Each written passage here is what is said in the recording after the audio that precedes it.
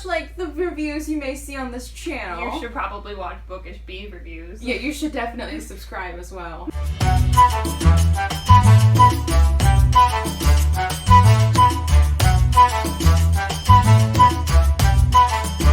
Hello and welcome to the Bookish Bees. I'm Peyton. And I'm her sister Casey. We are two sisters who love talking about books almost as much as we love reading them. We are here to talk to you today about our top 10 tips and tricks, how to read more, read better, enjoy it more, and get out of that reading slump. So let's define what a reading slump is. For anyone who's never heard that term before, what I mean when I say that is that a reading slump is when you go any amount of time where you just kind of feel either exhausted, disheartened, or intimidated to read a book. It can come after you've read a really good book and now you have what people in the community call a book hangover, and you're just kind of like, I don't know what to do with my life now. Or it can be you're just kind of like, I don't know where to go from here. Or it can just be like, I don't know where to read. I don't know where to start. I don't feel like it. So there are some really great ways. We hope that these tips will inspire you and get you excited about reading. And what's interesting is because we have very different reading habits, surely one of these will work for you no matter what your reading style may be.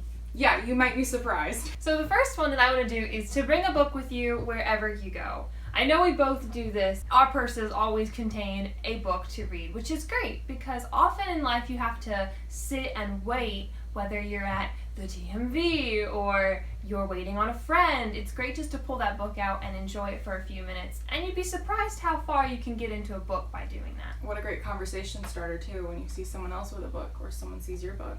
Very true. Alright, number 2, I suggest try an audiobook. Whenever I've been stuck in a reading slump, it really helps to get an audiobook to play in the car while you're doing laundry or whatever. It's a great way to find some really interesting reads that you didn't expect. I love Audible, but there are tons of other options to check out. I would recommend LibriVox. They have free books that are in the public domain, and some of their readings are really good. So my next tip is to change formats, which kind of builds off of Casey's, because I also love a good audiobook, but I'll often switch my audiobook with a print copy of a book. So for instance, right now I'm reading Dr. Thorne by Anthony Trollope. I'm listening to it on audiobook, but I also do have it on print.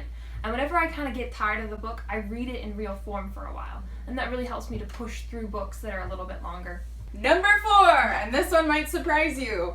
My top tip is give up. Yes, you heard me right. Give up on that book and try something else. If you're reading a book and it's boring you to tears, there is no reason to keep reading it. You don't have to do that to yourself. So often I would try to trudge through a book that was just infuriatingly slow. A book that was slow or dull, and there's no reason to keep torturing yourself. Just find a different book, something that interests you, a different genre, different author, different time period it was written, and just do that. There's no reason to go through reader's guilt alone. You don't have to finish that book. I need to do this tip more. Yeah, put it aside. Keep moving on. I do that. I get stuck on a book, and it was like that took up months of my life that I will never get back. Tip number 5 for me is to use a reading app. Now, the 2 reading apps that I like the best, and I'd be interested to know if anyone else uses a different one, is Goodreads and Bookly. Goodreads is great because you can track the books that you want to read and then also have a list of what you read before, which is really fun to look through other people's Goodreads accounts. But I also like Bookly. And I am on the pro version, which allows me to put more books on Bookly. What's great about Bookly is that you can track how long it took you to get through a certain amount of pages, which then tells you how much you need to read a day to finish a book on a certain time period that you may have selected, because I do that. I tell myself I have to finish a book by a certain day, so I like Bookly for that. Goodreads is so funny because there's so many people who are so pretentious in their reviews, and they'll review a book that I love and they give it 1 star, and it's hilarious. Does it hurt? No, I just think they're so misguided. It's sad. Reading the same book even?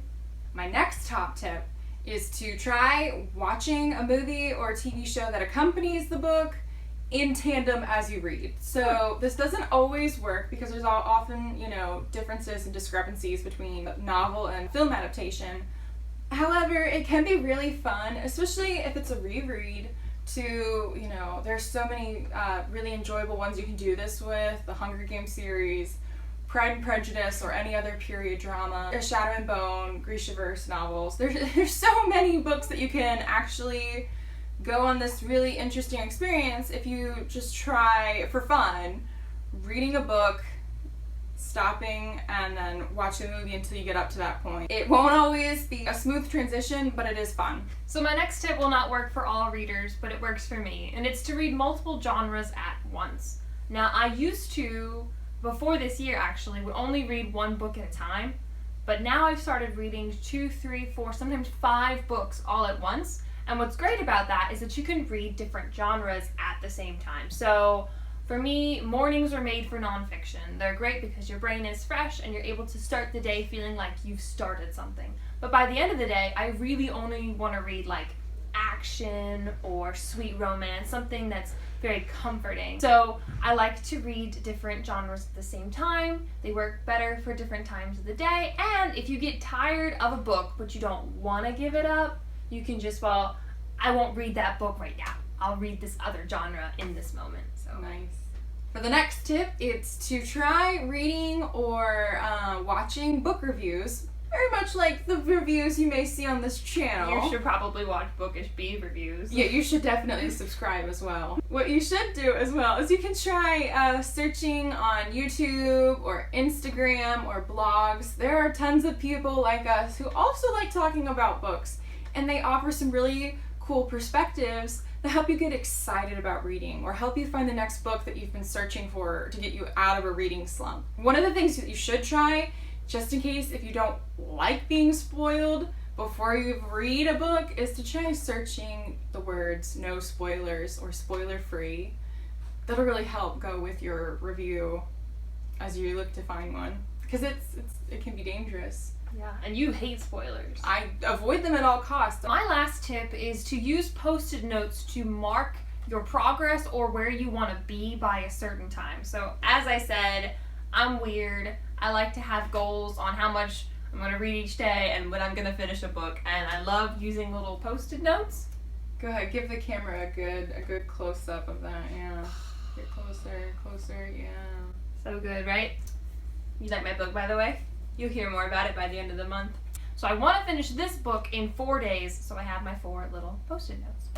Lastly, and in a similar vein to my last tip, is looking up book art. Ooh. Yeah, if you've never heard of this term, I'm going to tell you all about it. So many talented artists create fan art of the books and characters that they love, and they share them for people to enjoy. And it's really neat because it's such a great way to get excited and to accompany the book you're reading or find a book to read. When you can see these visual illustrations of these very interesting characters brought to life, and it's really neat. I definitely suggest checking that out.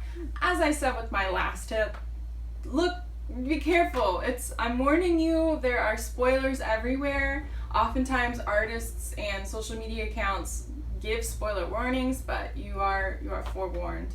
So those are our 10 tips and tricks to help you read more. We hope one of those will help you get through any reading slumps you may be in. If you have any tips, please do share them in the comments. We could always use some more tips ourselves. And remember, just read as much as you want. Don't ever feel guilty because you're not reading as much as somebody else, or maybe you need a little bit of a reading slump just to enjoy your reading more. Whatever you do, it doesn't matter. It's all for fun with it. Right? It's supposed to be fun. Exactly. Please be sure to like and subscribe. Let us know in the comments what you thought, and we'll see you next Friday. Bye!